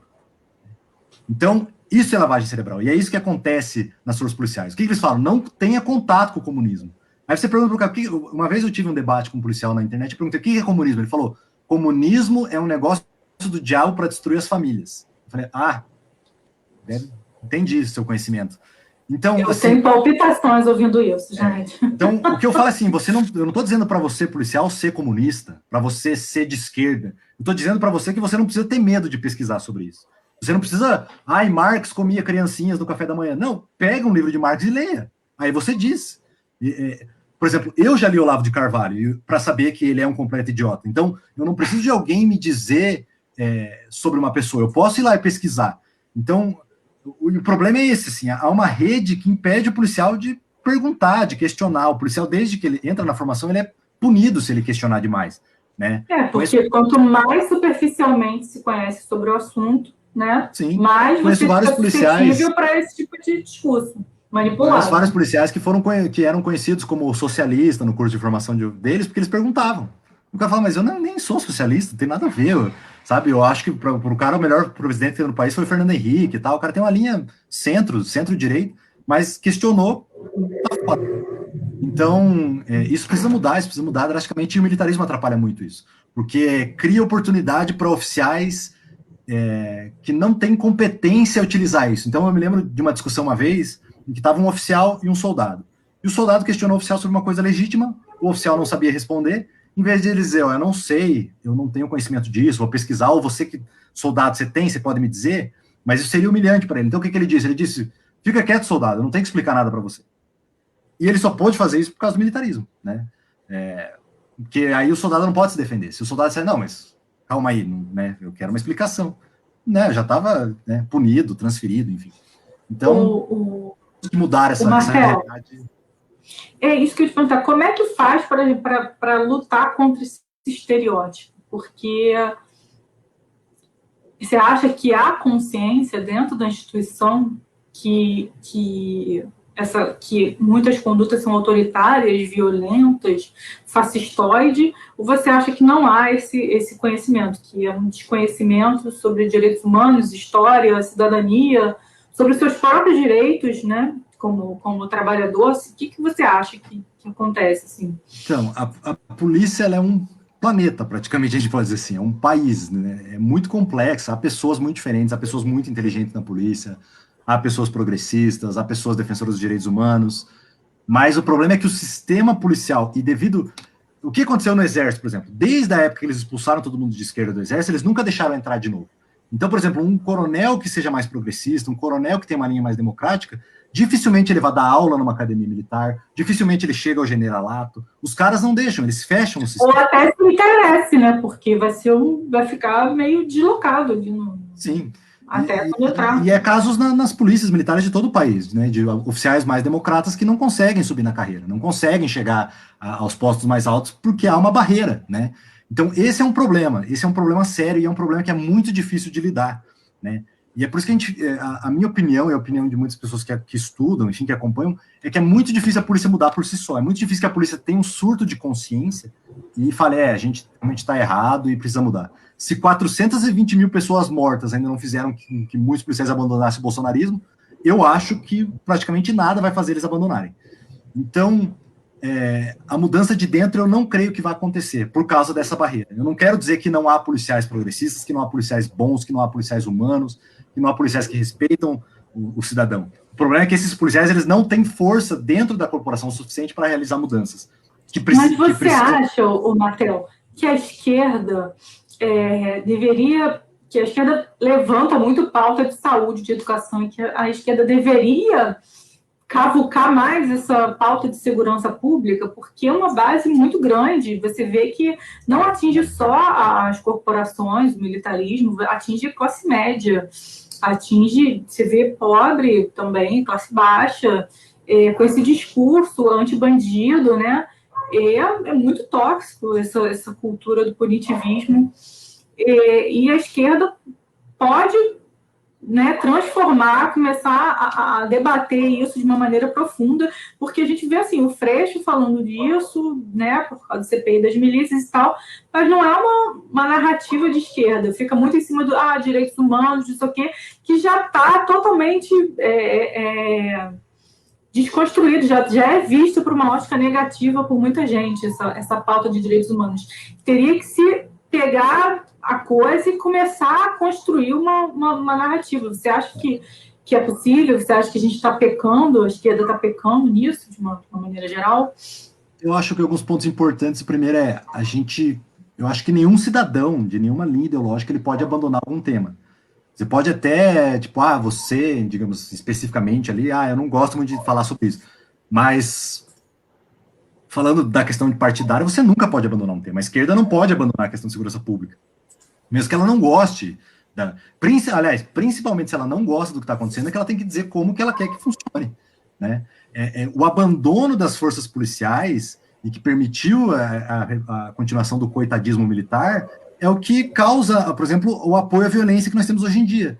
Porque muitos jovens passam pela polícia, muitos jovens passam pelo exército e recebem essa informação. Né? Então, e como não há um contraponto da esquerda dentro dessas forças, ou até mesmo nas escolas e tal, né, diferente do que falam que a escola é o lugar dos comunistas, a gente precisa falar desses temas. Eu fico muito feliz de saber que hoje em dia há um interesse maior. O movimento policial antifascista tem sido muito mais requisitado para falar sobre pautas de segurança pública, para apresentar ideias de como... Mas nós temos de falar sim, a esquerda tem de estar presente sim, né? Não dá para se acomodar, não dá para se intimidar com essa ideia de direita. Não só como se acomodar, né? Eu nem digo a ponto de se intimidar, eu digo de se acomodar mesmo e ficar muito no que é comum, né? No que a gente já fala. A pauta é nossa, nós precisamos discutir. Né? E principalmente, e eu acho que uma coisa muito importante é a esquerda trazer pautas de esquerda. Eu acho que a Dilma, esses dias, se não me engano, ela trouxe uma autocrítica falando de algumas políticas econômicas que ela acabou entendendo uma linha neoliberal e considerou isso um erro. E eu acho essa autocrítica muito importante, porque eu acho que é isso mesmo, um governo de esquerda ele tem que ter táticas e ideias de esquerda para governar. Né? Então, eu não posso ter uma polícia que só tenha propostas de uma linha de direita, eu tenho que ter uma ideia de como ter uma polícia de esquerda. E mesmo que eu seja uma pessoa de um abolicionista penal, alguém que é contra a polícia militar, mas eu tenho que apresentar minha proposta, eu tenho que falar, tá, mas como é que você quer fazer isso? Como é que você quer chegar lá? Né? Todo mundo tem o direito a ter informação, né? Sim, exatamente. E isso ajuda, claro, a culpa vem de vários lados, né? Mas isso ajuda um pouco o policial a entender que a crítica que vem à esquerda da polícia não é uma crítica contra o policial, é contra a estrutura de polícia. Né? No qual, infelizmente, o profissional está inserido. Né? Exatamente, e tem sua culpa também, né? A gente não pode colocar o como se ele fosse uma criança de 5 anos que não, né? Eu não posso olhar para o meu passado como policial e falar, não, tudo é culpa dos outros. Né? Tudo que a polícia faz, eu não tenho culpa de nada, como soldado, como oficial, enfim. Eu tenho minha responsabilidade. Mas eu também preciso entender esse sistema, eu preciso de pessoas que compreendam o sistema que eu estou vivendo, para que a gente consiga gerar soluções. Então, eu tenho que, assim, a gente nunca pode esquecer que a Polícia Militar é um órgão público, né, e ele serve ao cidadão, não o contrário, né. Então, por exemplo, aquela ideia do policial, chama o Batman se você não gostou da polícia, isso é um absurdo, como assim se eu não gostei? A polícia não é Ou então, assim, quando você fica defendendo bandido, quando você for assaltado, você vai para onde? Sim, o policial não tem essa escolha. Meu Deus, é igual a qualquer um. Porque a polícia não é um órgão que é do policial, a polícia é um órgão do cidadão. Se todos os cidadãos falarem a gente não quer a polícia, não tem polícia. Nós criamos a polícia, nós criamos o judiciário, nós criamos o Ministério Público. Portanto, não é uma opção do policial. E um policial que pensa isso já mostra como está deficiente a formação dele. O Martel, a gente está chegando já a 1h10, eu vou entrar num assunto delicado com você sobre essa chacina do Jacarezinho, que não tem como a gente não abordar, né? Eu vi hoje que o número de corpos aumentou, são 29 corpos, a operação mais letal da história do Rio, tá? Que foi, a meu ver, cinicamente chamada de trabalho de inteligência pelo governador em exercício. A expectativa, entre aspas, era de combate ao aliciamento de menores, né, pelo tráfico de drogas, e a realidade são 29 corpos, dos 29 corpos, um policial civil, tá? Eu queria comentar umas coisas com você, que essa operação aconteceu após uma reunião do governador do Rio, com o comandante de segurança institucional, Marcelo Bertolucci, com Bolsonaro. E, assim, lendo todas as notícias em que tinha uma decisão do Supremo em vigência, desde junho do ano passado, que impedia operações policiais em favelas por causa da pandemia, salvo em uma situação extremamente excepcional e com a comunicação obrigatória ao MP. E a Polícia Civil avisou no MP 3 horas após já iniciada a operação. Né? Pessoas foram baleadas na estação do metrô, na estação Triagem, por causa do tiroteio, que é próximo à região do Jacaré. Tiveram corpos com marcas de tiro nas costas. Teve um rapaz que foi baleado, levou um tiro, já estava caído, não apresentou resistência e levou mais 4 tiros. Ele foi executado, com 5 tiros no total. Tem o registro das pessoas que viram circular aí um rapaz que foi assassinado, também colocaram numa cadeira com o dedo na boca. Enfim,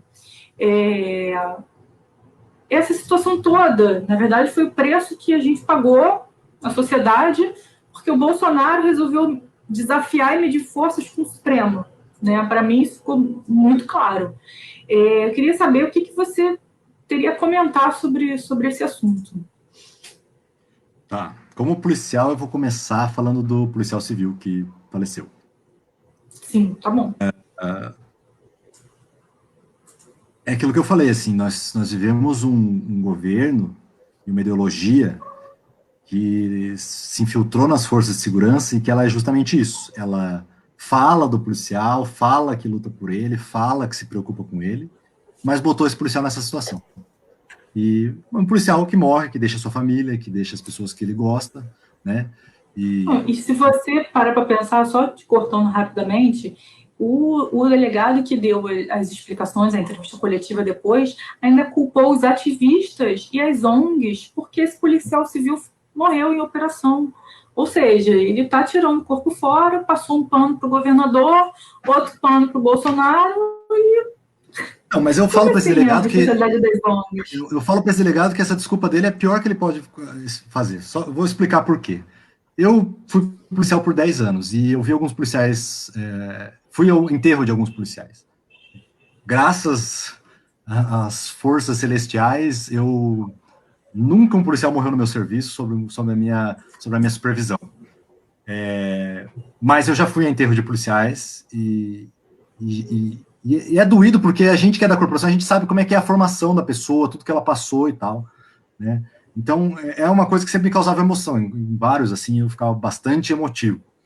Mas aí que tá a diferença entre o que eu fazia e o que caras como esse delegado fazem. Porque quando eu ia na morte de um policial, eu falava assim, morreu, eu chorava, e depois eu sempre fazia o seguinte, eu pegava, você falava, como ele morreu? Qual que foi a circunstância?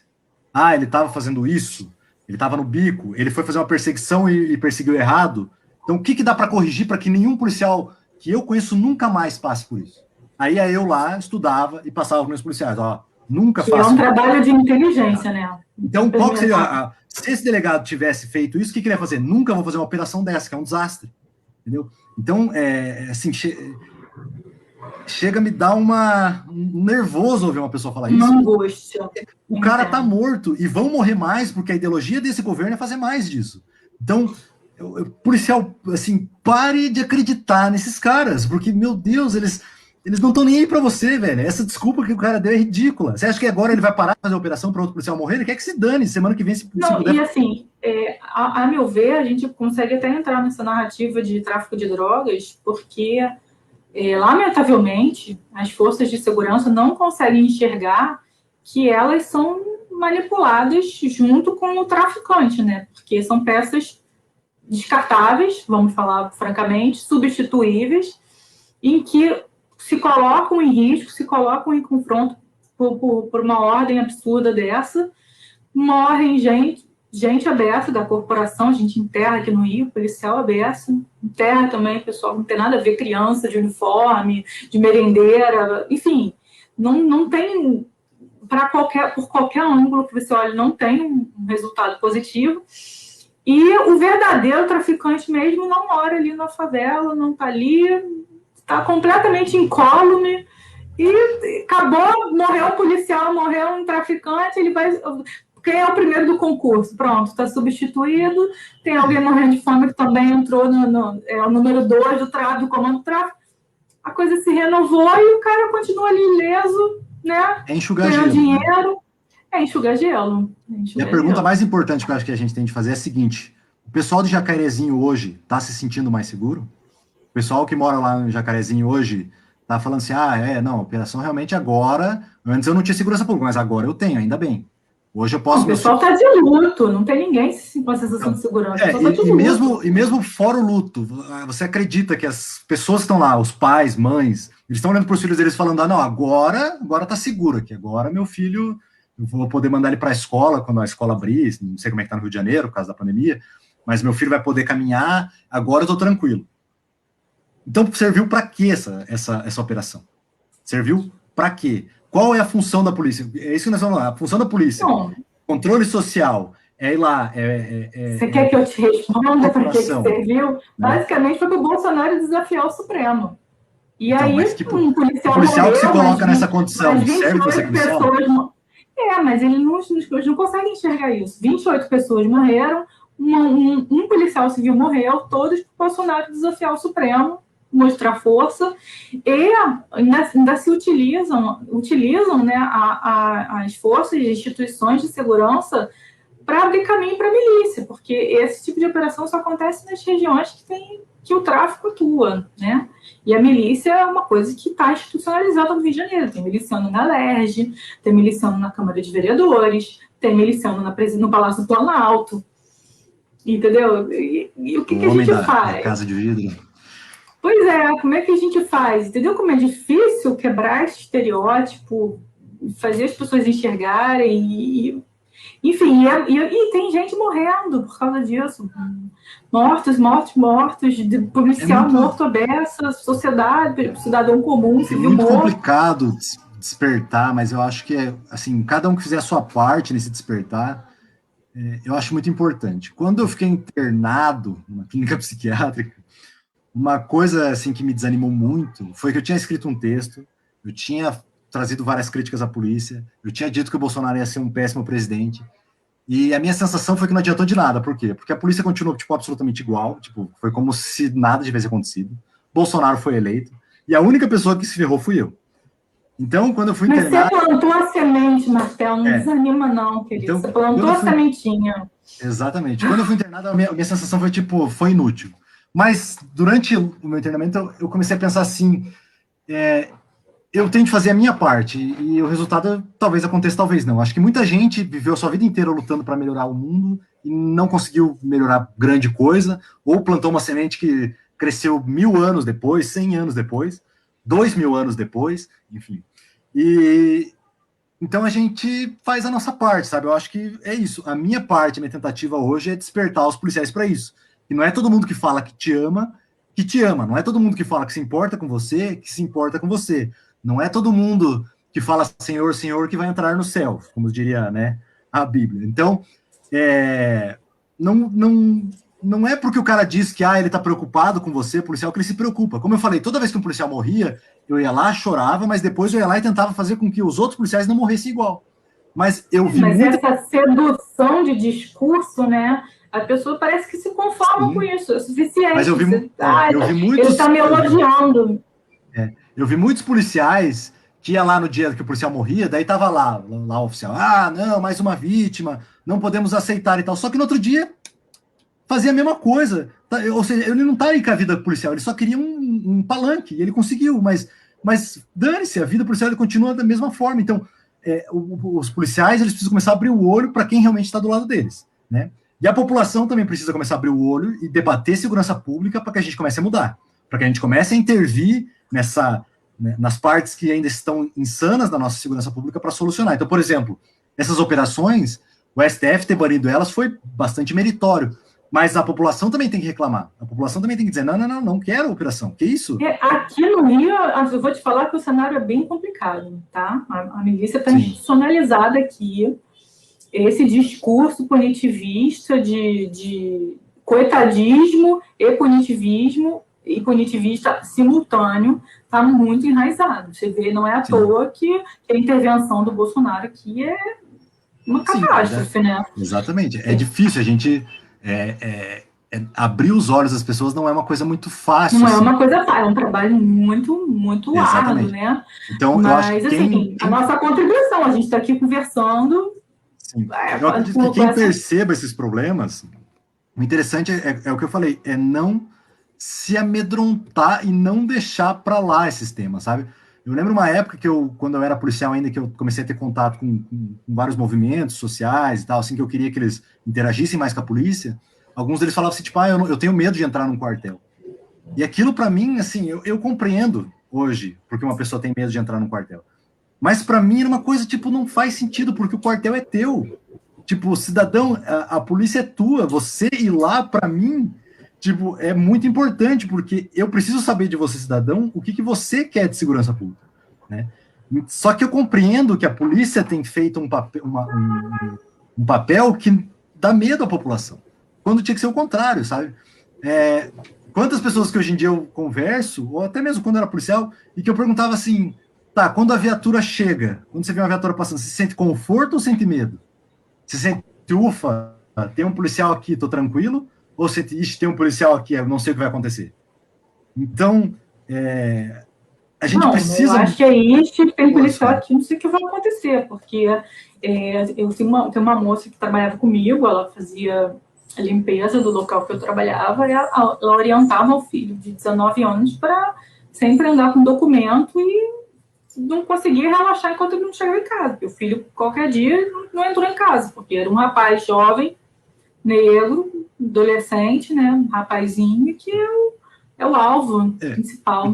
Eu tive 10 anos de polícia, né? Então, nesses 10 anos eu fiz amigos, algumas pessoas eu conversei de maneira mais íntima, assim, e algumas coisas marcam você naturalmente. E uma conversa que me marcou uma vez foi de um cara, um policial, ele era mais velho que eu, já, enfim, já tinha filhos, era casado e tal, assim, uma estrutura familiar mais sólida. E um dia a gente tava conversando, assim, e tal, e não sei como a gente foi parar no assunto de, e se um policial, tipo, tivesse que, sei lá, sua família tivesse que ter atendimento por um policial, como é que você ficaria?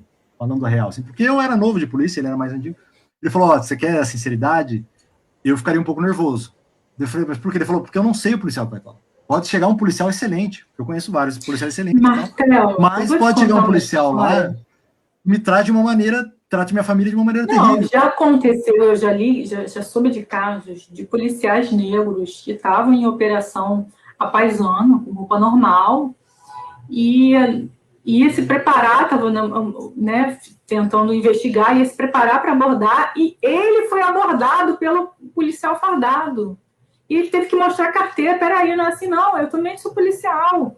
Mas ele foi abordado e já engrossaram e ele teve que berrar, entendeu? A coisa é muito complicada. Sobre essa questão do jacarezinho, só para a gente encerrar esse assunto, esse delegado que deu entrevista também falou que esse ativismo judicial fortalece o tráfico, que é uma afirmação absurda, e atrapalha o trabalho da polícia. Só que o trabalho da polícia não é entrar e nem praticar execução em massa, né?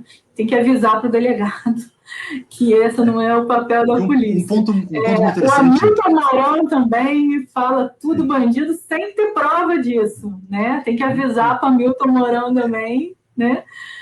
Um ponto importante é que as democracias no mundo, elas não são muito velhas, né? A gente vive um período recente de democracia, né? E a gente está aprendendo as regras dela ainda.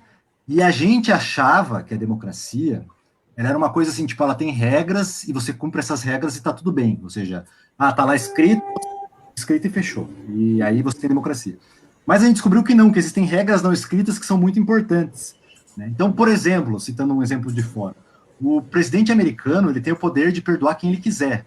Quem ele quiser. Então ele pode chegar numa cadeia e falar, tá todo mundo livre. Mas os presidentes americanos não fazem isso. Por quê? Porque mesmo tendo esse poder, eles mesmos acabam equilibrando esse poder. O primeiro a fazer um absurdo, que foi um cara que ficou perdoando amigo dele, foi o Trump. Então o que acontece? A democracia exige que cada membro que participa dessa democracia use o seu poder, mas use o seu poder com equilíbrio. Então, por exemplo, eu como policial, eu poderia ficar abordando a mesma pessoa 15 vezes. Não há nada que me impeça de fazer isso.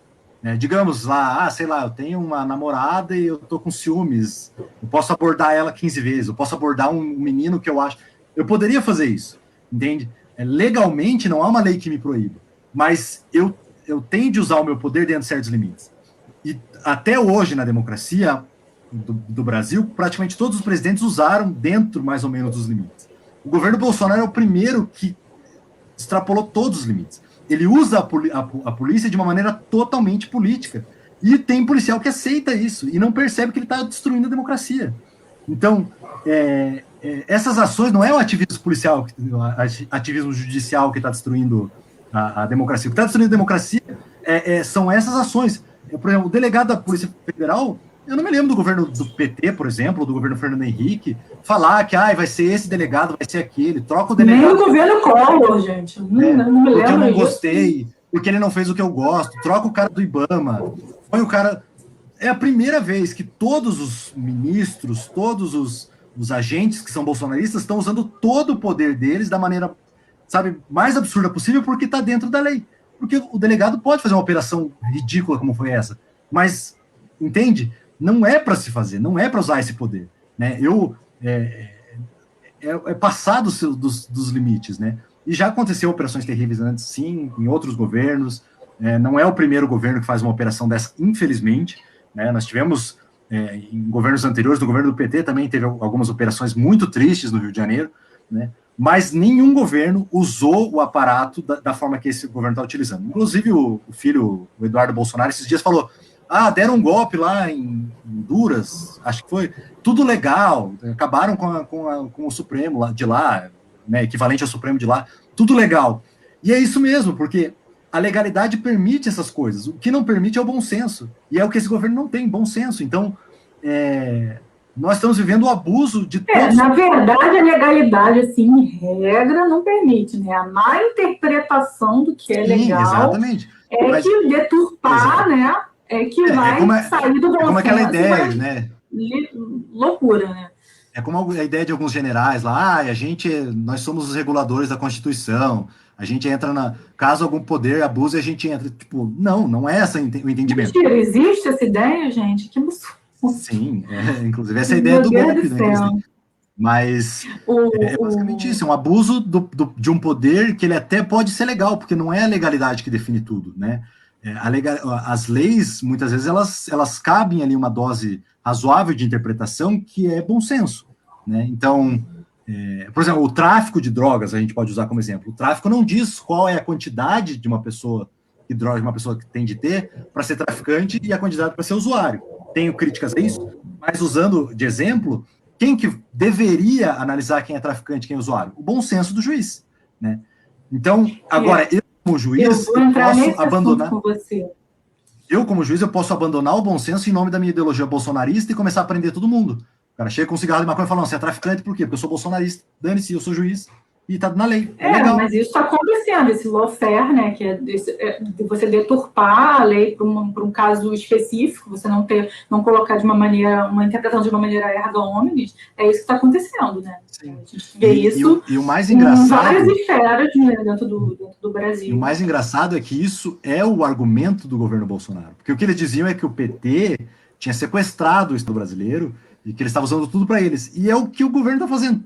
Todas as esferas estão sendo utilizadas de forma a mais arbitrária possível para benefício deles mesmos, né? Então, assim, tudo que eles falaram dos outros governos, eles estão fazendo e fazendo muito pior.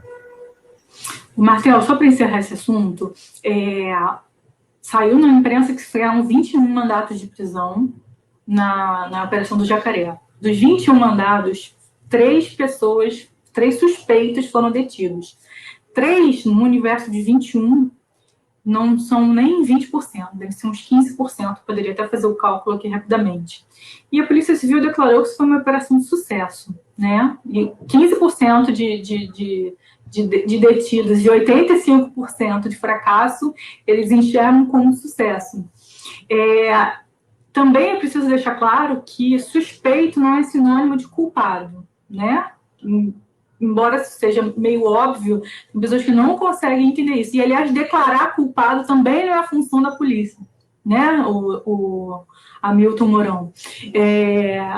E também que, na verdade, a Polícia Civil e a Polícia Militar, a meu ver, atuam como massa de manobra, né? Nessa operação, atuaram como massa de manobra para abrir espaço para a milícia entrar e para o presidente fazer pirraça com o Supremo, tá? A gente está se aproximando do final, eu só queria te fazer mais uma pergunta sobre a estatística de suicídio de policiais, que os números são maiores, né, de suicídio do que os policiais que morrem em confronto. O que é uma coisa estarrecedora, tem tudo a ver com tudo que a gente está falando aqui, né? Essa manipulação, esses confrontos recorrentes, descaso com a profissão, que só se falam, que se preocupam com o profissional da boca para fora, só no gogó, né? Mas na prática, nada foi feito, né? Pelo contrário. Eu queria que você comentasse sobre isso para a gente poder encerrar. Eu vi uma frase bem interessante, eu não vou saber de quem foi, então desculpe não referenciá-la, mas ele falou assim, hoje em dia no Brasil quem mais mata a polícia é a própria polícia. E eu fiquei pensando nessa frase, porque, de fato, hoje os policiais morrem mais de suicídio do que de confronto e tal.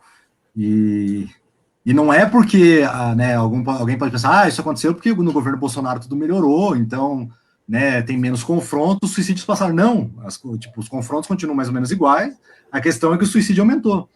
Então, assim, é um governo que, no final, né, e não é só culpa do Bolsonaro, como eu falei, o Bolsonaro ele é incompetente, ele é mais a consequência disso. Mas é um governo que, no final, aumentou o número de mortes de policiais, e aumentou a morte de policiais, que eu acho que é uma das piores mortes, né? Porque morrer em serviço é horrível, mas é um policial que está cumprindo o seu serviço. Quando você é policial, você não quer morrer em serviço, claro, você não quer morrer, enfim, todo mundo quer ter uma vida. Mas tem que ter um bom planejamento para isso não acontecer, senão exatamente. expor o profissional, né? Sim, exatamente. Mas você sabe como policial que isso pode vir a acontecer, né? Você sempre coloca tudo, você faz tudo para ter o mínimo de chance possível disso acontecer, mas você corre mais risco, assim como um minerador corre mais risco que, sei lá, uma pessoa que trabalha num escritório, né? Mas o suicídio é algo de uma pessoa que, sabe, é uma dor interna, uma dor que não está sendo provocado por nada que vem de fora, por nada de, o traficante. O que está provocando essa dor são as coisas que estão à volta dele. O que está à volta dele? Pode ser a família, pode ser, né, contatos, e pode ser o trabalho. E agora, se o número de pessoas que morrem sendo policiais está maior, de suicídio está maior do que o da população, e todas as pessoas têm contato, qual que é o único fator que diferencia o resto? É a polícia. Então, alguma coisa também aí está errada. E, novamente, a gente entra na demagogia da pessoa que se preocupa. Porque se eu me preocupo realmente com o policial, eu vou tratar essas questões. Eu vou descobrir por que eles estão morrendo mais por isso e vou tratar. Então, esse é o pedido aos policiais. Abram seus olhos. Prestem atenção em quem faz algo por vocês. Então, por exemplo, aqui no Paraná, tem muito deputado, vereador, tem deputado federal, que era policial, civil, militar, enfim, oficial, praça e tal. Mas sabe quem que foi falar para aumentar o número de psicólogos da Polícia Militar aqui do Paraná para que tivesse tratamento decente? Foi um deputado que não era, enfim. E daí eu participei da audiência, né? Foi o deputado Goura aqui, e eu participei da audiência falando sobre a saúde mental dos policiais. Então, é isso que eu quero que saia também de mensagem para os policiais. Abram os olhos, entendeu? Não é todo mundo que fala que cuida de você, que cuida de você. Pô, vários policiais em várias câmaras de deputados e vereadores pelo país, e teve que vir um cara que não é policial para fazer um trabalho para que você tenha um psicólogo para te tratar. Entende? Então, é isso. As pessoas têm que se ligar, né? Eu acho que o trabalho que vocês estão fazendo com esse movimento policiais antifascismo é muito importante. As sementes foram plantadas, falta a gente colher os frutos, colher, eu digo, sociedade como um todo, não só, também, principalmente a categoria, que está sendo manipulada por interesses que não são os deles, mas eu esqueci que você falou agora, essa última coisa que você falou aí, eu esqueci, não vou lembrar agora, mas assim, era nesse contexto aí que você estava falando. Mas a gente já está há mais de 1h30, a gente vai precisar encerrar. Eu adorei conversar com você, Martel. Bem-vindo na rede, sempre que você quiser repassar coisa para a gente, voltar a conversar, conversar com o pessoal no informativo, se quiser comentar alguma coisa que acontecer dentro dessa esfera penal. E é isso, gente. O pessoal comentou aqui, mas a gente já está com o tempo estourado. Eu vou encerrar então, tá bom? Boa tarde para todo mundo. Obrigado. O assunto é muito rico, a coisa foi longe mesmo, já imaginava que ainda tem, a gente ainda tem assunto até para seguir, mas a gente precisa encerrar. Tá bom? Boa tarde, gente. Obrigada. Tchau, tchau.